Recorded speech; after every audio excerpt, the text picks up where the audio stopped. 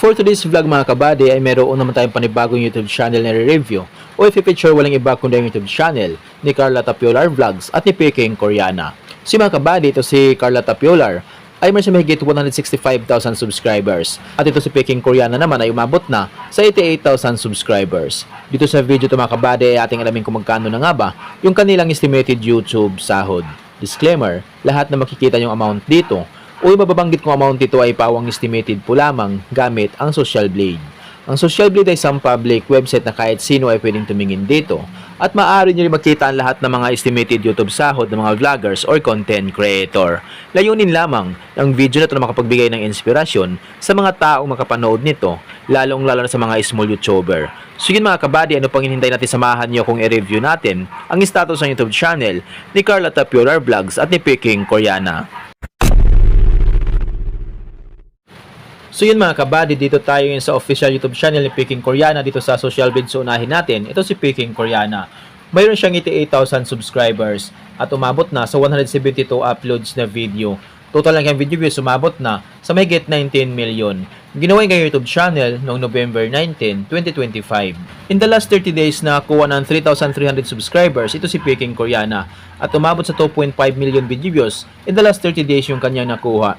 So yung mga kabady, dito naman tayo ngayon sa YouTube stats summary ni Peking Koreana. Dito natin makikita yung mga nadagdag niyang subscribers, video views, at yung kanya naman estimated earnings.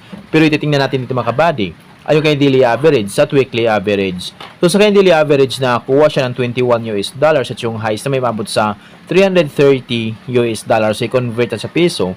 Simula po convert sa lowest na may siyang $21 i-times natin sa 59 ay may siyang 1,239 pesos na posibleng kitain sa loob ng isang araw. At kumabot naman yung highest umabot sa $330 i-times natin sa 59 ay may siyang 19,470 pesos na posibleng kitain sa loob ng isang araw. So yung mga kabady, dito naman tayo ngayon sa kanyang estimated monthly earnings. So disclaimer po lamang mga kabady, ang video na ito ay layunin lamang na makapagbigay ng inspirasyon sa mga tao makapanood nito, lalong-lalo na sa mga small YouTuber. So dito sa estimated monthly earnings ni Peking Koreana ay meron siya $618 up to $9,900 so i-convert sa piso. Simula convert sa lowest na meron siyang $618 i-times natin sa 59 ay meron siyang 36,462 pesos na posibleng kitain sa loob ng isang buwan. At kumabot naman yung highest umabot sa $9,900 i-times natin sa 59 ay meron siyang 584,100 pesos na posibleng kitain sa loob ng isang buwan. Pero maring magbabago po ito mga kabady, depende sa views na makukuha ni Peking Koreana. So dahil sa sahod ng mga vloggers or content creator, nakadepende sa dami ng views, hindi sa dami ng subscribers. At laking tulong din, yung mga viewers na hindi nag-i-escape ng ads. So kapag once hindi po tayo nag-i-escape ng ads, medyo lalaki ang YouTube sahod ni Peking Koreana. So yung mga kabady, proceed naman tayo ngayon sa YouTube channel ni Carla Tapiolar Vlogs. So yun mga kabady, dito naman tayo ngayon sa official YouTube channel ni Carla Tapiolar Vlogs dito sa social blade. So dito makikita natin na meron siyang 165,000 subscribers at meron siya 96 uploads na video. Total lang yung video views umabot na sa mahigit 9.7 million. Ginawa kay YouTube channel no September 10, 2024. Total grade C+. Social blade rank ay pang 527,617. Subscriber rank ay pang 2,174.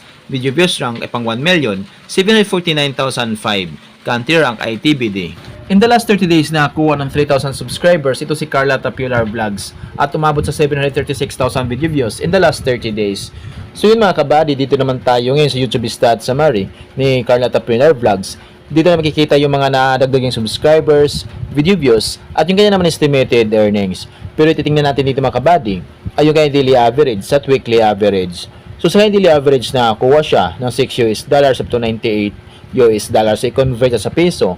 Simula po convert sa lowest na meron siyang $6 i-times natin sa 59 ay meron siyang 354 pesos na posibleng kitain sa loob ng isang araw. At kumabot naman yung highest umabot sa $98 i-times natin sa 59 ay meron siyang 5,782 pesos na posibleng kitain sa loob ng isang araw. So yung mga kabady, dito naman tayo ngayon sa kanyang estimated monthly earnings. So disclaimer po lamang mga kabady, ang video na ito ay layunin lamang na makapagbigay ng inspirasyon sa mga tao makapanood nito, lalong-lalo sa mga small YouTuber. So dito sa estimated monthly earnings ni Carla Tapiolar Vlogs ay meron siyang $184 up to $2,900 so i-convert sa piso. Simulan natin convert sa lowest na mayroon siyang 184 US dollars. I-times natin sa 59 ay mayroon siyang 10,856 pesos na posibleng kitain sa loob ng isang buwan. At kumabot naman yung highest sumabot sa 2,900 US dollars, i-times natin sa 59 ay mayroon siyang 171,100 pesos na posibleng kitain sa loob ng isang buwan. Pero maaaring magbabago pa ito mga kabady, depende sa views na makukuha ni Carla Tapiular Vlogs. So dahil ang sahod ng mga vloggers or content creator, nakadepende sa dami ng views, hindi sa dami ng subscribers.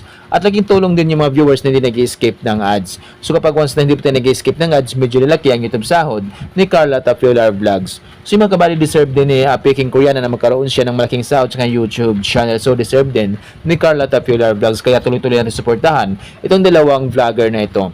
So mga kabady, hanggang dito na yung video natin. So kung mayroon kayong iniidolong vlogger na gusto nyong malaman ko lang estimated YouTube sahod, paki-comment lamang sa comment section at gagawan natin ng itong klaseng ori ng video. At kung nagustuhan nyo ang video ito mga kabady, huwag niyo po sana nakalimutan mag-like, share at mag-subscribe sa munting channel na ito.